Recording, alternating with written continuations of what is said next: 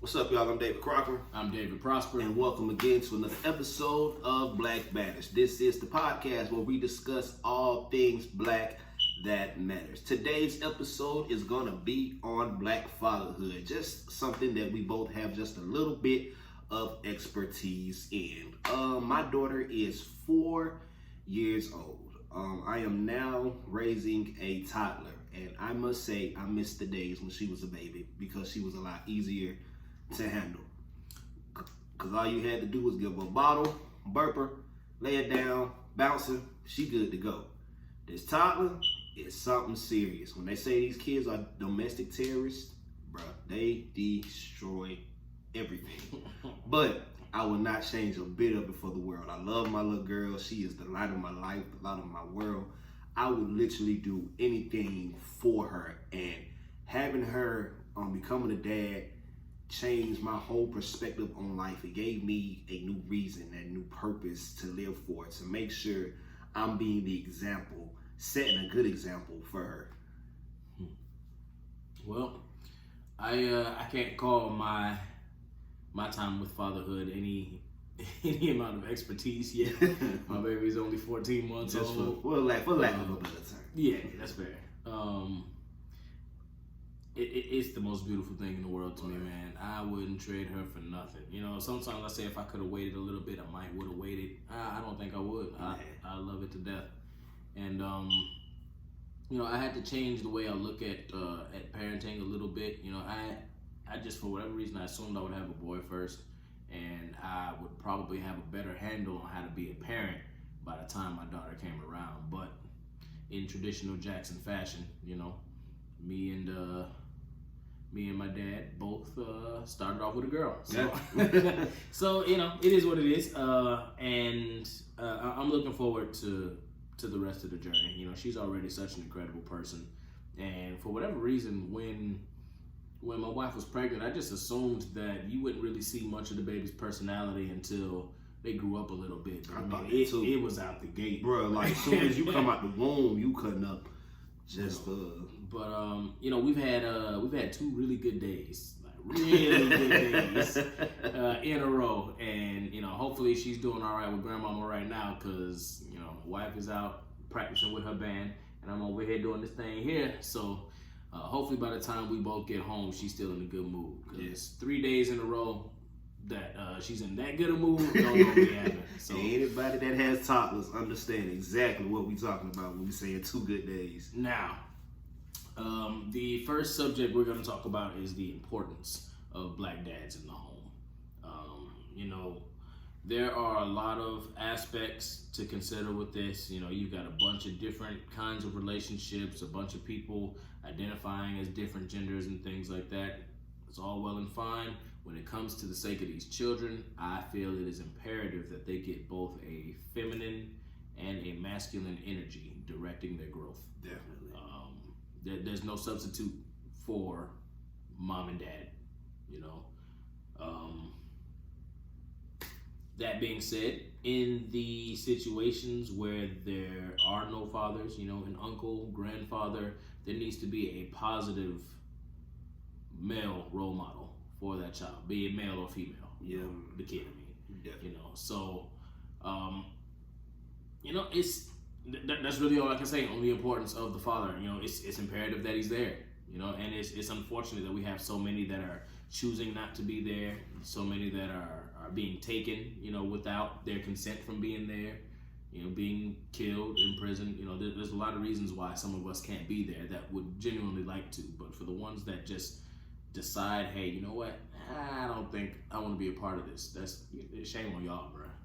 Because you missing out. You missing out, beautiful. You missing out on something incredible. Like watching this baby grow up and depending on you, looking to you as a protector, and being the dad is kind of like the first sense of protection your child gets. I mean, it's one thing to have, you know, that mother's protection. That's one thing, but it's something different about having a father's protection, and that's speaking from experience. I had a better level of security because I had both the protection of my mom and the protection of my dad. And that's why it's so important with my daughter, because I knew what type of security my dad gave me. So I want to be able to give her that same security, that same establishment, that same foundation that my dad gave me. It's important that the black dad, that we be at home, because our children need us. There's only so much a mother can do. There's only so much a mother can do. And a child benefits from having two people at home, even just on the basic level of just having somebody to spend time with. If, you know what I'm saying, think a lot of these single mothers, they're so busy working 1 or 2 jobs just to make ends meet, just to get the bills paid, just so their child can have a roof over their head, clothes and shoes. Just imagine having a dad in that home, the dad staying there, the dad sticking up and raising that child to help out. You know what I'm saying? That family, the child seeing that family unit. So that's, you know, it lightens the load of the mother, where number one, the responsibility should not be all on the mother from the jump. But having that dad, it makes it easier for both parents, for both the mom and both the dad, and it makes it easier for the child. The child has some level of security, has a level of family security. You know, I never had to worry about my security. You know, growing up, I always took for granted that if there was an issue that I couldn't personally handle, my dad could handle it. Oh, I'm still like that now.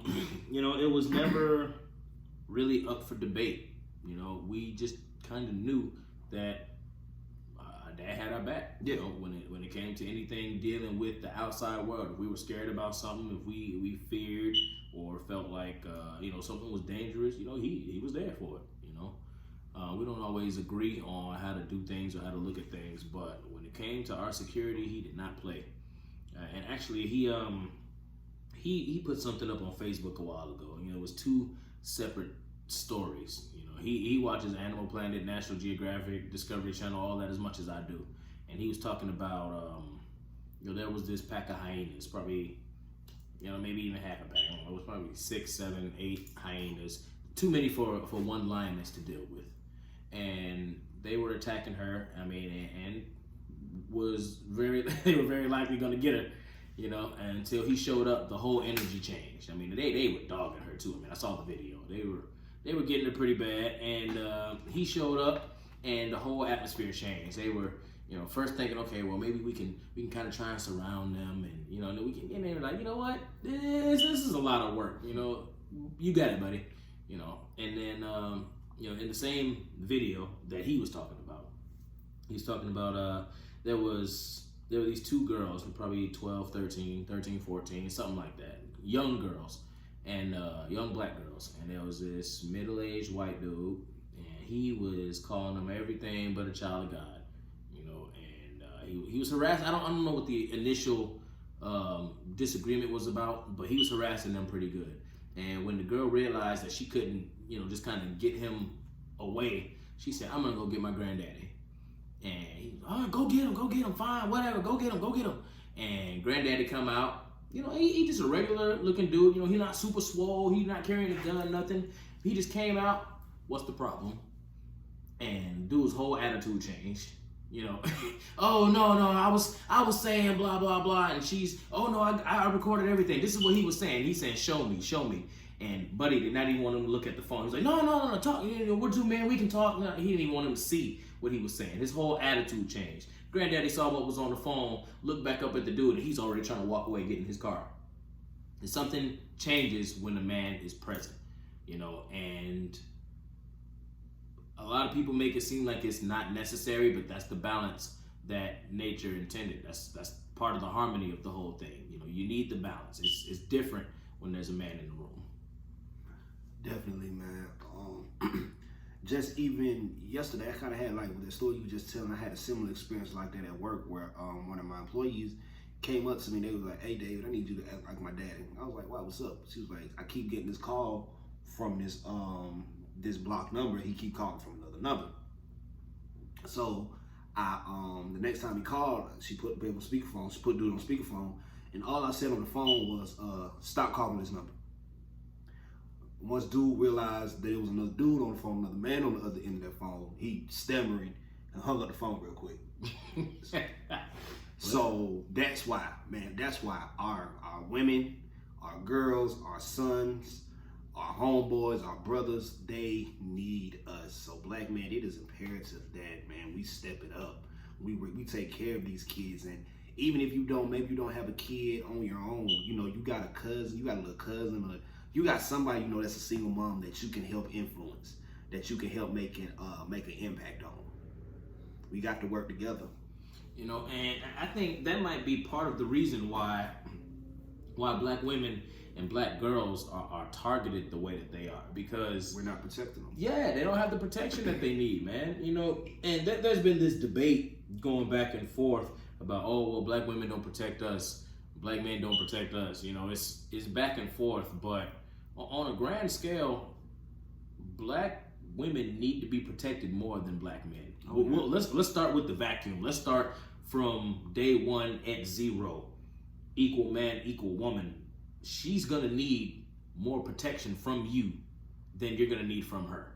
So you want to throw in the rest of the slavery and, you know, the discrimination in the workforce and rape culture, and you can throw in all the other stuff. It doesn't change. She needs your protection. Black women need to be protected with a vehement a vehement energy, because I'm tired of seeing it. I'm tired of sharing posts of 10, 11, 12-year-old girls missing. I'm tired of seeing black women lose their jobs for speaking up about being sexually harassed or assaulted, and seeing people have to hide or shrink from it for fear of being judged or fear of the repercussions, just for saying, hey, I'm not okay with this. You know, it's wild, man, and it's incredibly frustrating, because I do a damn good job of protecting my wife. And, you know, when I was living with my family, I did a good job of protecting my mom and my sisters. And you know, you get to a point after doing something for so long, you just kind of expect other people to operate the same way. You know, you're a respectful person, you automatically come to people with a certain level of respect. So you assume they're gonna do the same. And it's not always the case. You know, my wife showed me a video earlier. There's this woman, looks like she was dressed to either go to a party or a club, or, you know, she was dressed nice. She had a real form-fitting dress on. It didn't look like she was just going to the grocery store or something like that. But the area that she was walking through, you could tell just before the video even started, really, you could tell she was uncomfortable. It's literally hundreds of men in the area. I didn't see a single other woman. You know, it looks like it might have been Jamaica, Dominican Republic or something. You know, it's all black folks. And some young dude, look like maybe 19, 20, walks up, smacks her on the butt. And she's pissed immediately. Understandably so. You know, she's already uncomfortable. And he runs away. Folks are laughing. You know, she turns around, cusses him out. Sound like she cursed him or whatever. She turns and she keeps walking. You know, a little faster, you know, but, you know, clearly uncomfortable. And hundreds and hundreds of men are out there, and nobody said anything to this dude. Nobody stopped him. Nobody tried to console her or, you know, hit him like, hey, yo, bro, like, come on, you know, that's not cool. Nobody did a single thing. That's what they're talking about. All of those black men in that area, somebody should have said something, and they just laughed. Bro, we use the humiliation and the pain of black women for like our own entertainment. And it's sad, like you say, all them black men, which hundreds of them, I seen the video. Nobody said nothing. Nobody decided to correct the 19-year-old, which means there was one 19-year-old out there. At least 85% of those were all older than 19. Yeah. They had enough sense, enough knowledge, enough wisdom to pull this dude aside. But instead of doing that, they laughed and they jeered it, and they probably gave him cool points for doing something that, it's down. Like, if you in a relationship with your wife, yeah, that's a beautiful thing. That's a little intimate act. But just to randomly do it to a stranger and make somebody feel uncomfortable, that's not cool. It's not cool. That's not cool. That's not cool, man. We got to do better. You know, and it frustrates me when I see stuff like that in public. You know, granted, this was a video that I saw, but I see stuff like that in public, and I'm real quick to jump in and say something. You know, and people, you know, I'm a big advocate for minding my business. You know, I don't bother nobody, but I also don't want to see somebody else being bothered. Definitely. You know, I will step in and do something like that. I've been the big cousin, so to speak, to some people. Yeah, for sure. If I see like if somebody's harassing a young lady, and I can tell the young lady really don't want to be bothered. She done gave you a number. Now you make her uncomfortable. Hey, cuz, how you doing? And she catch on. I'm gonna make sure she get to your car. Hey, and then that's gonna be that. But it has to be more than just one or two people. Yeah, it has to be more. You know what I'm saying? You ain't got to know it just to protect we need the collective to stop treating our women like pieces of meat. Yeah. Yeah, sex is great. Everybody loves sex. It is what it is. It is what it is. But that's not what they're here for. Nah. That's not it, man. Yeah, be fruitful and multiply. But come on, man. Y'all gotta start treating them better than that. And that's where all goes back to that role of that black dad, because having that black dad, having that dad in the household, that will teach you and show you how to be a protector, how to look out for somebody. That black dad, show you as a man what you're supposed to do for your fellow sisters when you see them out in public. Simple as that. So it all goes back to having that dad at the house. And like, man, we got to get back to being at the house. We got to get back to being at home, being there for our kids. Yeah, even though you may not have a good relationship with the child's mother, that's fine. But do not let that stop you from being a dad. I told Leah back when she was pregnant with Leia, I was like, I'm not gonna let nothing was gonna stop me from being a father to this child. And at that point in time, we were going through some things, but I said there would be nothing was gonna stop me from being a father to this child. We're gonna work through whatever we needed to work through, and we did. But I was not gonna let nothing stop me from being a father, and that's the point we gotta get. Don't let nothing stop you from being a dad, because it's the most rewarding, most beautiful thing in the world, and it's rewarding on a daily basis, especially just watching that child grow up and learn more about the world and get connected to you more and more. It's a daily rewarding job. Something I would not give up for anything in this world. Me and Taylor have an understanding that, and I love the way my marriage is going right now. I don't foresee any big problems or anything like that. But we do have an understanding that if for whatever reason we don't work out, as long as we're both there to take care of her, it's cool. It's cool. Ain't no smoke. Ain't no hard feelings. Yeah, man, because it's about her. It's about her at the end of the day. Once she's depending on us to bring her up and take care of her, make sure she's straight. So that's what we're gonna do. And that's when you bring a child into it, it's no longer about you. Once that baby, once that woman gets pregnant, it's no longer about you. So for you to abandon that child, that's selfish, because the child didn't ask to be here. Yeah, that's a big responsibility that you're taking on, but it's a huge honor, and it's one that you signed up for. So, hold it down.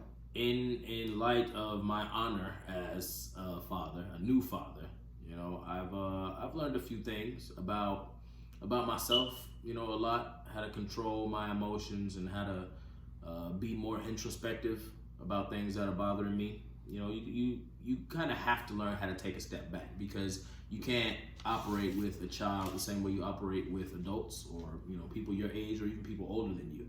You kind of have to level up in your communication skills, because they're starting with no frame of reference. So you gotta really break stuff down, and it's really rewarding to see that light click, or see the wheels turning when she's like, huh. Or you can just kind of see that she understands. You're just like, oh yes, I did it. It's rewarding. So you got to live up to the honor, and you got to man that responsibility. Yeah, man. One thing my dad taught me about being a dad is simply presence. A lot of it's like, I stayed out of trouble literally because my dad was there. Literally because he was there. On one hand, I didn't want to make him mad because I didn't want the discipline that came with me. My dad, 6'8", he was about 280, 300 at the time. He's straight on that. Hey, I'm good. I was $150 soaking wet as a teenager. I'm good on all that. But also, on the other hand, I didn't want to disappoint him, because he taught me the importance and the value of my name. Of, okay, not only are you representing yourself, you representing me. I forgot you were a junior. No, I'm not a junior, but I'm just saying, well, we both share the same middle name. I got you. But it's in just in essence, when people see you, they know you my child. So, do the right thing. Stay out of trouble. Make sure you do what you're supposed to do. Don't have me out here looking crazy, basically. I'd heard that one a few Don't times. have me out here looking crazy. And that's something that his presence alone taught me, and that's one thing I'm learning even now. I was talking to Vaughn earlier, and I was telling him that I'm not glad about the COVID or the pandemic. However, I'm glad something happened to make me sit down so that I can be more present at home. Because a lot of days I was just here. I go to work, then I'm trying to, make sure I'm studying my Bibles, for my ministry and whatnot. I'm trying to plan out and get this podcast ready. So I had very, very little time to be a husband, let alone a dad. So a lot of the times I was just here. Kiss the baby goodnight, go to bed, daddy got some more work to do, because what I told myself was, I'm doing this for you. And yes, I am. However, I can't just do that for her. Right. I got to be present.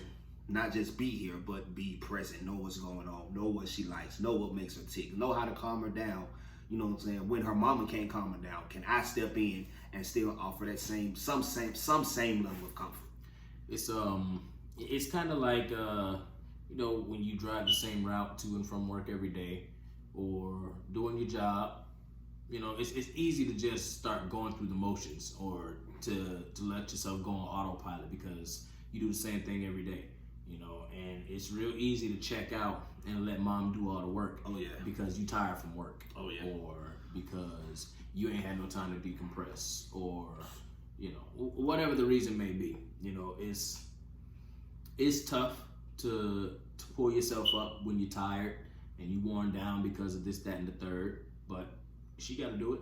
Yeah. So give her some help. Yeah. Even if y'all ain't pulling 50-50. Like me and my wife, we don't pull 50-50 on the baby, because I work right now and she doesn't. It is what it is. There's no hard feelings or anything about it. But when I come home, I'm trying to pull 40. On a good day I might get a 45. Right. But we got to make a conscious effort to stay active at home. These children are not their mother's responsibility. They're not only their mother's responsibility. That's it. So I remember before Leah started working at home, she was working at the office right after we had Leia. A lot of her coworkers were asking, "Oh, where's the baby? Where's the baby in daycare? Where's the baby in daycare?" She was like, "No, the baby's at home with her dad." "Oh, he watches the baby?" "What you mean I watch the baby? She's my child. I'm not a babysitter." And that's one thing. We are not babysitters. So it kind of it's cringy when I hear single mother, and I understand when I hear single mothers say, "Oh, he at the daddy house, that his daddy watching him." No, you're not watching him. That's your child. You're parenting. I hate you're when people say parenting. "Oh, you're babysitting," or "You're watching your kid." No, I'm not. I'm at home with my kid. Yeah, that's literally what it is. I'm at home. My child is at home. I'm daddy. I'm daddy. That's it. That's all. We gotta break that mindset, man. It's almost like not like it's taboo for the babies to be with the dad without mom, but it's so rare. Obviously, you got single dads out here, but the norm is for mom and dad, or mom. And more oftentimes than not these days, it's mom. Yeah. So when and we get it from men too. Oh yeah. And not necessarily from other dads, but from single men, single friends. "Oh, you watching your kid?" No, we just at home. No, I got my kid. I have a kid. I have a kid. We at house. We about to go to the park. Right. We in the house. We in the house. So we got to get better on both ends, to make it normal for children to be seen with their fathers. I want to say I don't understand the disconnect, but I do, and it's on so many different levels. But we got to make it normal. Yeah, to be seen with their kids. For our kids, for our kids. That way we can keep positively impacting them. That way we got a legacy and whatnot we can leave for them. We got to do it, if not for nobody else. Let me interrupt you before I forget. We got a bunch of college friends that all have kids now. Yeah. Before COVID struck, we were all making plans to get together and let all the kids run around and all of that. Just kind of reconvene and see how everybody was doing. A little reunion. Yeah. And it's a beautiful thing to see so many active parents, even the ones that aren't in relationships anymore. Yeah, I see a lot of active parents in our age group, and it's a beautiful thing, man. It makes me feel good. Yeah, man, y'all keep raising them babies. Don't let nothing stop you from being a daddy. Don't let nothing stop you from being there for that baby. If you don't do it for nobody else, do it for your son or sons and your daughter or daughters. So what it's all about, man. Black dads. Salute to us. That's it. Our business shout out. Today, my business shout out is gonna go to the Cheesecake King. You can find him on Facebook at D Ugly Life Towler. That's D-E-E Ugly Life UGLYLYFE Towler TOWLER, and his IG is Cheesecake King ATL. Y'all go follow him. He has he's doing a lot of work. He's just now starting up. I think it's $10 for like the mini cheesecake. I think $70 for like the standard size. If you're in a certain delivery radius, he'll deliver to you. He has key lime, red velvet, blue velvet, Kit Kat, Oreo, chocolate chip, whatever you got, he can and will make it. So y'all go follow the Cheesecake King ATL on his Instagram and at D Ugly Life Towler on Facebook. And my shout out goes to Naki Reeves. He is a gentleman, businessman, and Lion of Judah. Creative Services Director at Injustice Tees. That's the letter N, Justice, T-E-E-S, Injustice Tees. And also Blamazon. It's just like what it sounds. B-L-A-A-M-A-Z-O-N. They gotta be Black Amazon. Yes, sir. Wow. Just like what it sounds. Blamazon and Injustice Tees. Naki Reeves, hit him up on Facebook. Again, website Blamazon. BLAAMAZON.com. Hey man, again, we thank y'all for tuning in to another episode of Black Matters. You can find me on social media on Facebook at David L. Cochran. Cochran is spelled C-R-O-C-H-R-A-N. On Instagram, DL_Croc, C-R-O-C-H. Also on Monday mornings on Facebook Live at 9:15, I'll be doing a Monday motivation, just why I kind of share a brief word of motivation with a scripture text to help jumpstart your week. On Facebook, you'll find me, Von Jackson 2. That's V-A-U-N, Jackson like Michael, I.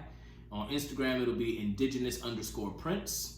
Eventually, we're gonna get to a point where these videos will say something and it'll pop up on the screen, so we don't have to tell you how everything is spelled. But in the meantime, show us some love, give us some feedback, let us know how you think it's going. We're what, 4 or 5 episodes in? 4 or 5, yeah, we getting in. So yeah, man, give us some feedback. Let us know what we need to improve. If you got some topics you want us to tackle, you want to challenge some of our opinions, we're here for it. Let us know something. All right, man. Y'all be easy. Thank y'all. See you next time. Peace.